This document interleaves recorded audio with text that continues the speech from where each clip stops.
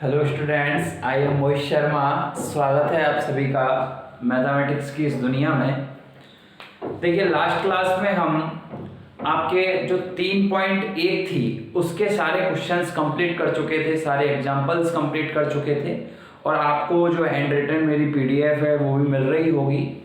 ठीक है, देखिए मुझे ऐसी उम्मीद है कि आप सारी जो क्लासेस हैं उनको कंटिन्यू देख रहे होंगे, ज़्यादा से ज़्यादा शेयर कर रहे होंगे और अपने प्रॉपर नोट्स बना रहे होंगे। देखिए, नोट्स बनाने बहुत ज़रूरी हैं क्योंकि इससे क्या है कि आपकी एक कंटिन्यूटी बनी रहेगी और आप हमसे कंटिन्यू जुड़े रहेंगे। तो इसलिए आप अपने डेली बेसिस पे नोट्स बनाएं। ठीक है, तो आज का अपन स्टार्ट करते हैं। आज का अपना टॉपिक रहने वाला है आव्यूहों पर संक्रियाएं, यानी जो आव्यूह होते हैं उन पर कौन कौन सी संक्रिया लगती हैं, क्या क्या होता है, क्या क्या नहीं होता। तो सारी चीज़ों को आज हम देखेंगे। तो देखिए, सबसे पहले तो एक चीज आपको ये याद रखनी है कि संक्रियाएं जो हैं गणित में संक्रियाएं 4 प्रकार की होती हैं। गणित में 4 संक्रियाएं होती हैं मूलतः: जोड़, बाकी, गुणा और भाग। ये 4 संक्रियाएं होती हैं गणित में। ठीक है, अब इसमें से आव्यूहों पर कौन कौन सी संक्रियाएं अप्लाई होती हैं? तो आव्यूहों पर ये 3 संक्रियाएं अप्लाई होती हैं: जोड़, बाकी और गुणा। जो भाग संक्रिया होती है वो आव्यूहों पर अप्लाई नहीं होती है। ठीक है, ओके, यहां तक कोई प्रॉब्लम नहीं। तो आज अपन आव्यूहों पर संक्रिया की चर्चा करेंगे। तो देखिएगा, सबसे पहले है फर्स्ट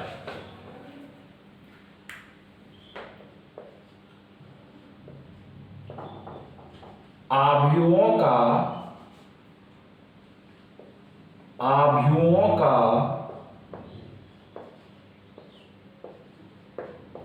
योग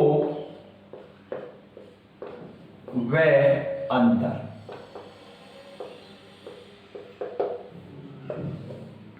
अब देखिए, योग व अंतर के लिए कम से कम कितनी आव्यूह चाहिए? कम से कम 2 आव्यूह चाहिए। जैसे संख्याएं हैं तो संख्या यदि हमको जोड़नी और घटानी है तो कम से कम 2 संख्या तो होनी चाहिए और ज्यादा से ज्यादा कितनी भी हो सकती हैं। तो उसी प्रकार यहाँ पे है। तो आव्यूहों का योग व अंतर के लिए कम से कम कितनी आव्यूह होनी चाहिए? 2, और अधिक से अधिक कितनी भी हो सकती हैं। तो आव्यूहों का योग और अंतर, जैसे मान लीजिए कोई 2 आव्यूह हैं ए और बी। यदि इनका योग और अंतर करते हैं तो योग और अंतर करने पर एक नई आव्यूह क्या मिलती है? सी मिलती है। तो लेकिन बस एक बात जरूर ध्यान रखना है कि जब भी आव्यूहों का योग और अंतर होता है तो वो तभी संभव है, एक मिनट,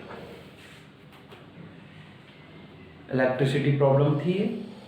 ठीक है, तो 2 आव्यूहों का योग व अंतर, 2 या 2 से अधिक आव्यूहों का योग व अंतर तभी संभव है जब दोनों आव्यूह कैसी? समान कोटि की हों। कितने कोटि की हों? समान कोटि की हों। जैसे यदि ये 2/2 की आव्यूह है तो ये भी 2/2 की आव्यूह होनी चाहिए। ये 3/2 की आव्यूह है तो ये भी 3/2 की आव्यूह होनी चाहिए। अर्थात कहने का मतलब ये है कि 2 आव्यूहों का योग व अंतर तभी संभव है जब दोनों आव्यूह कैसी हो? समान कोटि की हो। ठीक है, जैसे फॉर एग्जांपल, जैसे a बराबर है 2, 3, 5 और 7 और एक आव्यूह है b 3, 6, 9 और 10। ये 2 आव्यूह हैं।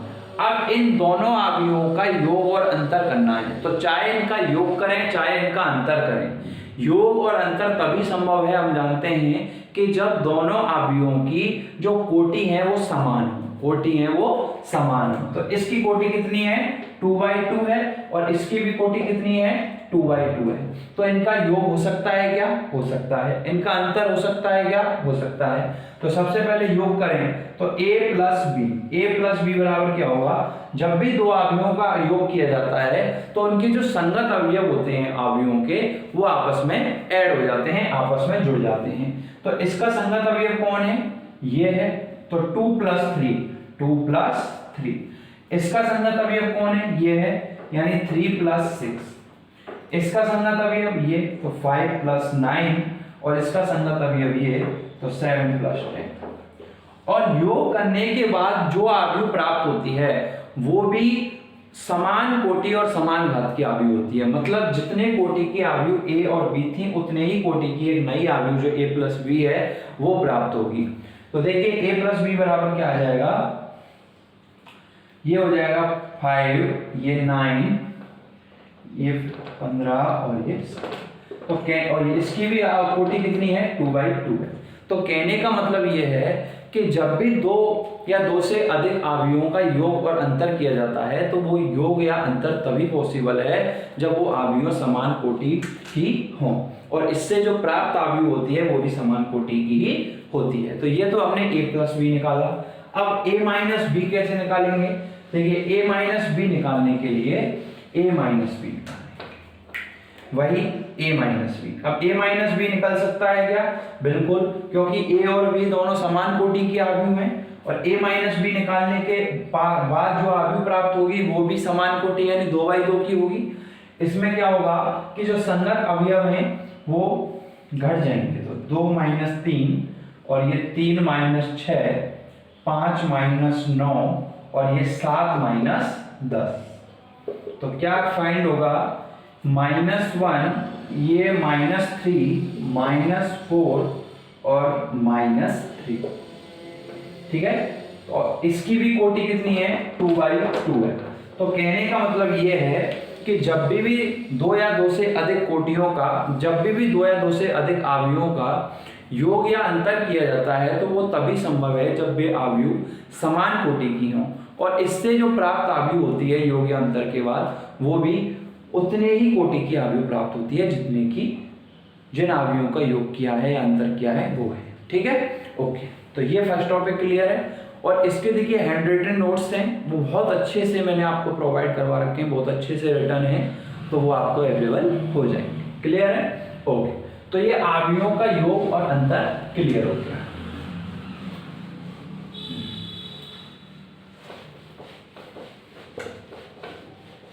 इसके बाद नेक्स्ट है आयु का अदिश गुणन। अदिश गुणन, आयु का अदिश गुणन। अदिश गुणन क्या होता है, जैसे मान लीजिए कि a कोई आयु है, a कोई आयु है A11, A12, A21 और A22, ये कोई आयु है A, और K कोई कांस्टेंट है। कांस्टेंट है, कुछ भी हो सकता है, 1 2 3 4 5 कुछ भी, और इस कांस्टेंट को ही हम क्या बोल रहे हैं, अब इस कांस्टेंट का इस आयु से क्या करना है, गुणन करना है, और इस गुणन को क्या बोला जाता है, अदिश गुणन बोला जाता है। क्या बोला जाता है, अदिश गुणन। अर्थात किसी भी कांस्टेंट का जब किसी आयु से गुणा किया जाता है तो उस गुणन को क्या बोला जाता है, अदिश गुणन बोला जाता है। तो k का जब a जो आयु a है इससे गुणा करेंगे तो क्या आ जाएगा, k × a, यानी k A11, A12, A21 और A22।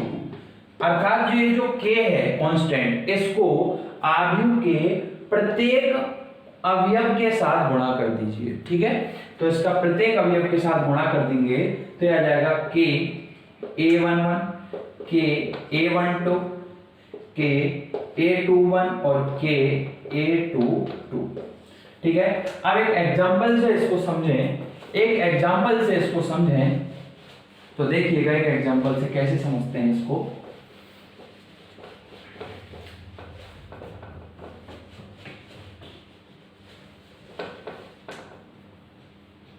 जैसे a कोई आयु है, 2 3 5 6 1 4 कोई आयु है, इसकी जो कोटि है वो कितनी है, 2 पंक्ति हैं इसमें और 3 स्तंभ हैं, और k कोई कांस्टेंट है 7। तो अपन को क्या वैल्यू निकालनी है, ka मतलब 7a निकालनी है।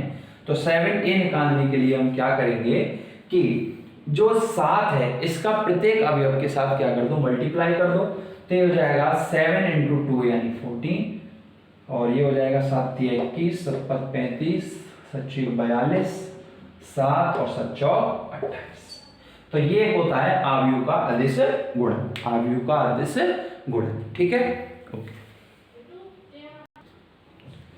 अब देखिए क्वेश्चन है, क्वेश्चन क्या है कि यदि a प्लस बी बराबर c है और आव्यूह जो a है इसकी कोटि दे रखी है r/3 और b की कोटि दे रखी है r/p, तो ये कह रहा है कि r और p का मान ज्ञात करो और जो कोटि c है, जो c है की कोटि है वो भी ज्ञात करो। बहुत अच्छा क्वेश्चन है, ट्रिकी क्वेश्चन है। देखिएगा मैंने क्या बताया आपको कि ये कोई दो आव्यूह है, इन दो आव्यूहों का जब हमने योग किया तो योग करने पर जो आव्यूह प्राप्त हुई वो क्या प्राप्त हुई, c।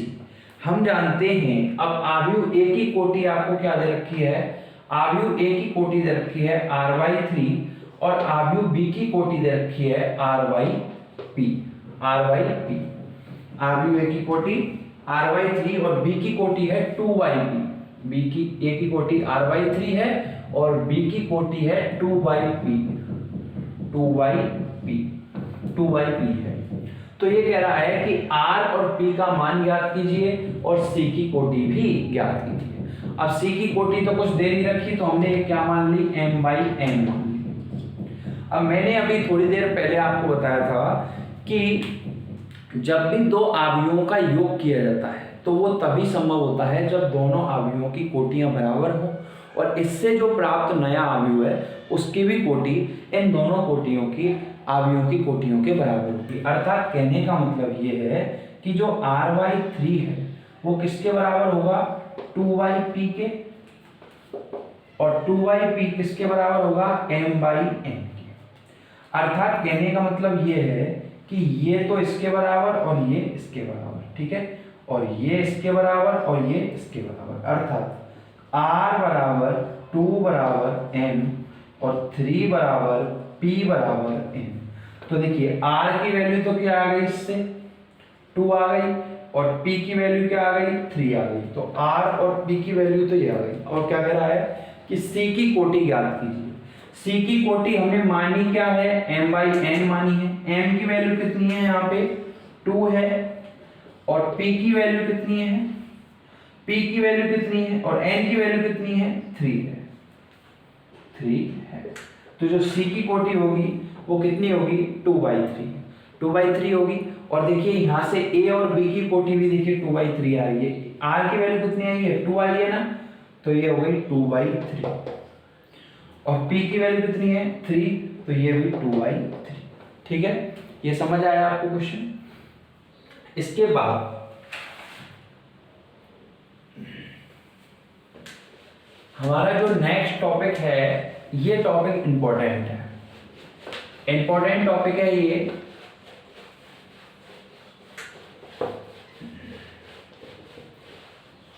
दो आव्यूहों का गुणन, दो आव्यूहों का गुणन, दो आव्यूहों का, दो आव्यूहों का गुणन। ये एक टॉपिक है। तो देखिए दो आव्यूहों का गुणन, इसको हम एक क्वेश्चन से समझते हैं। ठीक है, एक क्वेश्चन से समझते हैं। हाँ जी, ये क्वेश्चन है, इस क्वेश्चन से हम आव्यूहों का गुणन करना सीखते हैं। तो सबसे पहले आव्यूहों का गुणन करने से पहले तो हम ये सीखेंगे कि आव्यूहों का गुणा कब होता है, मतलब इसकी क्या कंडीशन है कि आपको दो आव्यूहों का मल्टीप्लाई करना है, गुणा करना है, तो इसकी क्या कंडीशन है, कब तो गुणा हो सकता है और कब गुणा नहीं हो सकता। पहले इस चीज को हम समझते हैं। जैसे मान लीजिए ये दो आव्यूह हैं, एक तो है a और एक है b। आव्यूह a की कोटि है 2/2 और आव्यूह b की कोटि है 3/2। ठीक है, अब ये कह रहा है कि a इंटू बी तथा b इंटू ए ज्ञात करो यदि संभव हो तो, यदि संभव हो तो देखिएगा सबसे पहले a इंटू बी ज्ञात करते हैं। देखिए आप बहुत ध्यान से समझिएगा इस चीज को, a इंटू बी ज्ञात करते हैं। तो सबसे पहले हम गुणा निकालने करने सीखने से पहले तो ये सीख रहे हैं कि गुणा कब संभव है, गुणा कब संभव है। तो संभव का पता लगाने के लिए जो मैं आपको ट्रिक बता रहा हूं, उस ट्रिक से आप याद रखोगे तो आपके कभी कंफ्यूजन नहीं होगा, ये मेरी गारंटी है। अब a इंटू बी क्या संभव है या नहीं, पहले ही हमको ये पता लगाना है। मतलब a इंटू बी का मान क्या संभव है या नहीं, इस चीज का पता लगाना है। तो देखिए कैसे पता लगाते हैं, कुछ नहीं करना। सबसे पहले जो a है, इस a की कोटि लिखो। a की कोटि कितनी है, 2/2 है। b है, b की कोटि लिखो कितनी है, 3/2 है। ठीक है, ओके। अब इन दोनों ने फ्रेंडशिप के लिए हाथ आगे बढ़ाया। मैंने क्या बोला, a की कोटि लिखो और b की कोटि लिखो। फिर ये जो दोनों एलिमेंट्स होते हैं, मतलब a का लास्ट वाला अवयव और b का फर्स्ट वाला अवयव, कोटि वाला, ठीक है। अब ये दोनों फ्रेंडशिप के लिए एक दूसरे के पास जाते हैं, लेकिन फ्रेंडशिप तो बराबरी वालों में होती है। क्या एक गरीब और एक अमीर, मतलब बराबर के जो लोग होते हैं उनमें फ्रेंडशिप होती है जनरली, सामान्यतः मैं बोल रहा हूँ, ठीक है।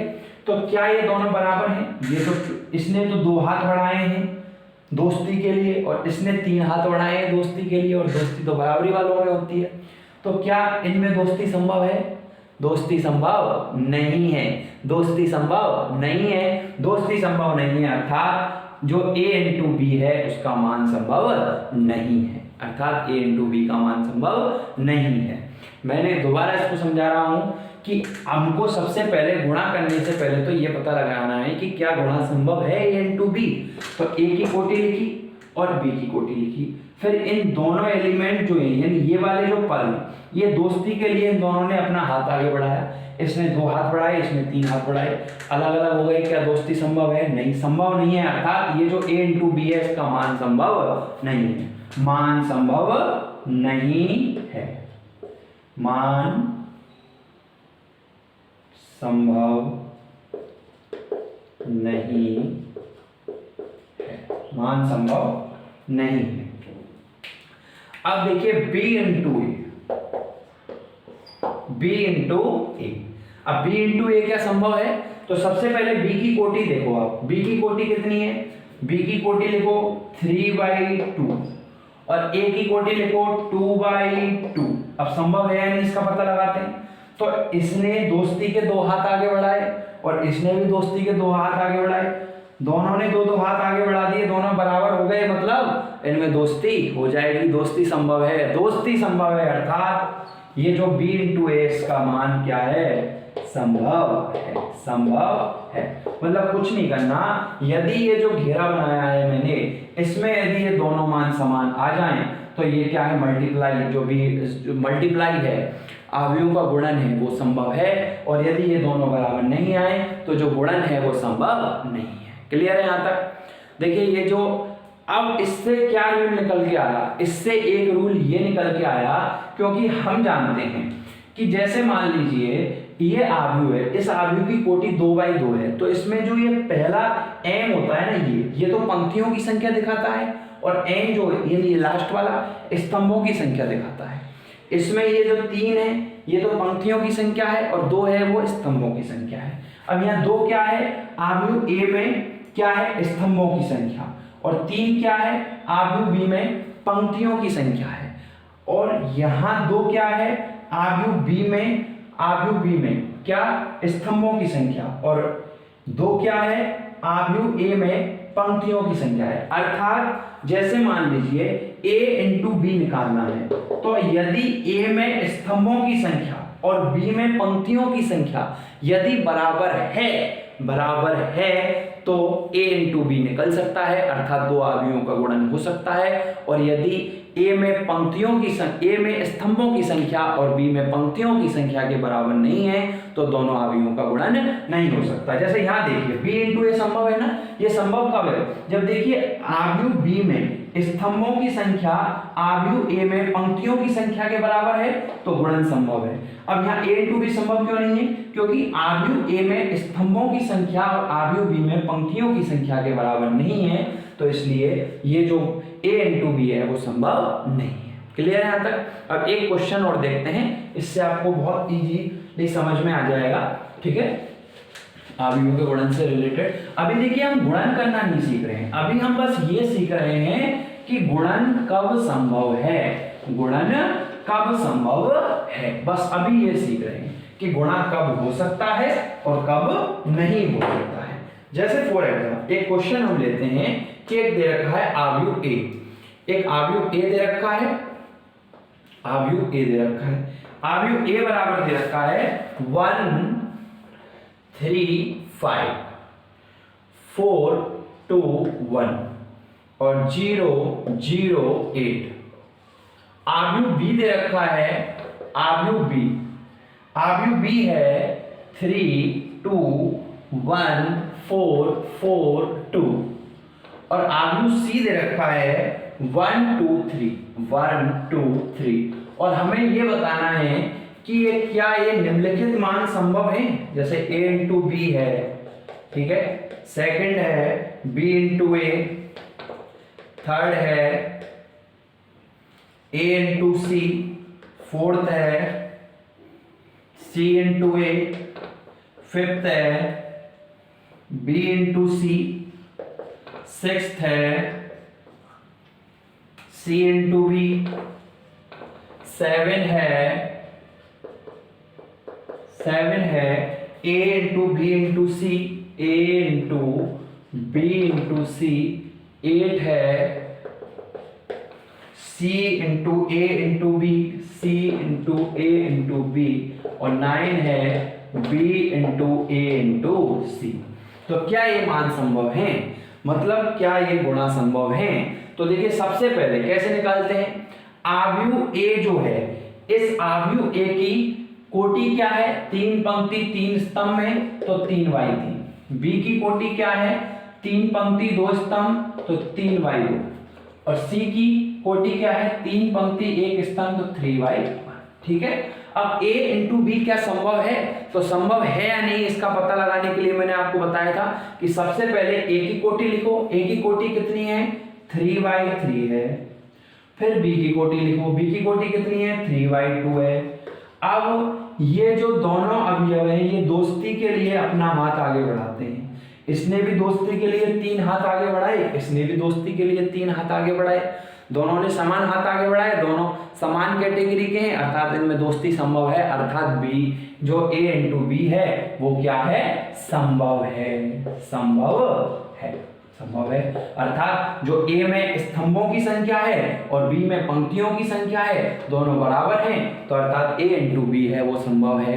अभी हम बस यही निकालना सीख रहे हैं कि गुणा जो है वो कब संभव है कब नहीं है, गुणा करना हम बाद में सीखेंगे। ठीक है, अब b इंटू ए देखिए, b की कोटि कितनी है, 3/2 है और a की कोटि कितनी है, 3/3 है। इसने दोस्ती के 2 हाथ आगे बढ़ाए, इसने 3 बढ़ाए, समान नहीं है अर्थात दोस्ती संभव नहीं है, दोस्ती संभव नहीं है, अर्थात b इंटू ए संभव नहीं है। a इंटू सी देखिए, a की कोटि कितनी है, 3/3 है और c की कोटि कितनी है, 3/1 है, तो इसने भी 3 हाथ आगे बढ़ाए, इसने भी 3 हाथ आगे बढ़ाए, तो अर्थात a की स्तंभों की संख्या और b में पंक्तियों की संख्या समान है, तो ये क्या है, जो a इंटू सी है वो क्या है, संभव है। अब c इंटू ए, c की कोटि कितनी है, 3/1 है और a की कोटि कितनी है, 3/3 है, तो क्या दोनों समान है, नहीं, तो संभव नहीं है। अब आप निकालना सीख गए होंगे इनको। b इंटू सी, तो b की कोटि कितनी है, 3/2 है और c की कोटि कितनी है, 3/1 है, तो क्या दोनों बराबर हैं, नहीं, तो संभव नहीं है।